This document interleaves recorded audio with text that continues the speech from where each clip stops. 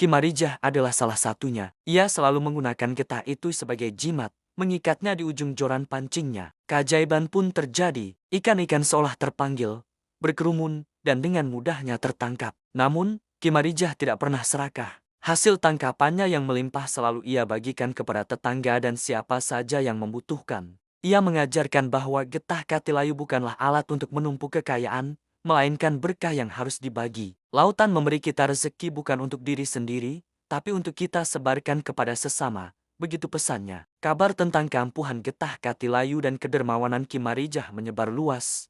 Banyak orang datang dari jauh, bukan untuk meminta getah, melainkan untuk belajar filosofi hidup darinya. Mereka ingin memahami bagaimana cara memiliki hati yang lapang dan tangan yang ringan untuk berbagi. Kimarijah dengan sabar menerima mereka semua. Namun, di antara banyak orang baik, ada juga yang datang dengan niat buruk. Suatu hari, seorang saudagar kaya yang tamak datang menemui Kimarijah. Ia menawarkan emas dan permata untuk membeli getah Katilayu itu. Tentu saja, Kimarijah menolaknya dengan halus. Jimat ini tidak untuk diperjualbelikan. Kekuatannya berasal dari niat baik, bukan dari harga yang kau tawarkan, kata Kimarijah. Saudagar itu marah dan merasa terhina. Ia bersumpah akan mendapatkan getah itu dengan cara apapun. Malamnya, dengan licik ia menyelinap ke gubuk Kimarijah dan mencuri joran pancing beserta getah Katilayu yang terikat di sana. Dengan hati gembira, ia segera berlari ke pantai, membayangkan kekayaan tak terhingga yang akan ia dapatkan. Ia melempar kailnya ke laut,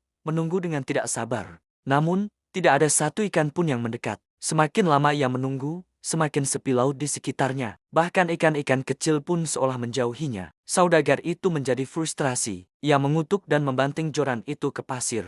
Saat itulah keajaiban terjadi. Getah Katilayu yang terikat itu tiba-tiba bersinar terang, lalu terbang dari ujung joran, melesat tinggi ke angkasa, dan kemudian jatuh ke tengah lautan yang dalam, hilang ditelan ombak. Saudagar itu terperangah. Ia kehilangan satu-satunya benda yang ia inginkan. Sementara itu, Kimarijah yang menyadari kehilangan jimatnya hanya tersenyum bijak.